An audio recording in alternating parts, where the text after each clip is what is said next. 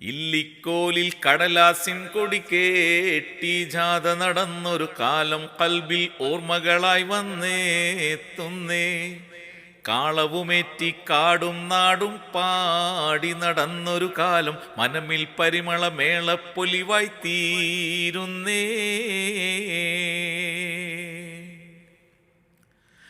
മൈക്കും വെട്ടി തലക്ക് ചുമക്കാൻ വേണം പറ്റിയ രണ്ടാള്, ബാക്ടറിയേറ്റി നടക്കാനായി കൂറ്റന്മാരൊരു നാലാള്, കേബിള് തോളിൽ വെച്ചു നടക്കാൻ വേറൊരു നീളൻ 10 ആള്. ഇല്ലിക്കോലിൽ ബുദ്ധിമുട്ടാനുള്ളത് കൊണ്ട് ദഫ് മുട്ടാനന്നില്ല. ഇല്ല ചെരിപ്പും കാലിൽ തീരെ സ്കൗട്ടും ചവിട്ടും ഒക്കില്ല. ടവൽ പോലും മിന്നാനില്ല, ഫ്ലവറിൻ ഷോയും കാണില്ല. ഇല്ലിക്കോലിൽ കടലാസിൻ കൊടി കേട്ടി ജാഥ നടന്നൊരു കാലം കൽബിൽ ഓർമ്മകളായി വന്നേത്തുന്നേ. കാളവുമേറ്റി കാടും നാടും പാടി നടന്നൊരു കാലം മനമിൽ പരിമള മേളപ്പൊലിവായി തീരുന്നേ. ഇന്നത്തെ പോൾ പലവിധ അടിപൊളി സ്വീകരണങ്ങൾ അന്നില്ല.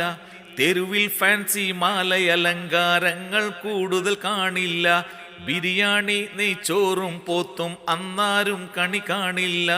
ഇല്ലിക്കോലിൽ മൗലൂദോതി തീർന്നാൽ പിന്നൊരു അവലും ചക്കര തക്കാരം. വലിയ മൗലൂദാണെങ്കിൽ ഒരു മഞ്ഞച്ചോറിൻ പൊക്കാരം. പൊക്കാരത്തിനു മേൽക്കാരത്തിനു ഹൽവ തേങ്ങ ചമൽക്കാരം.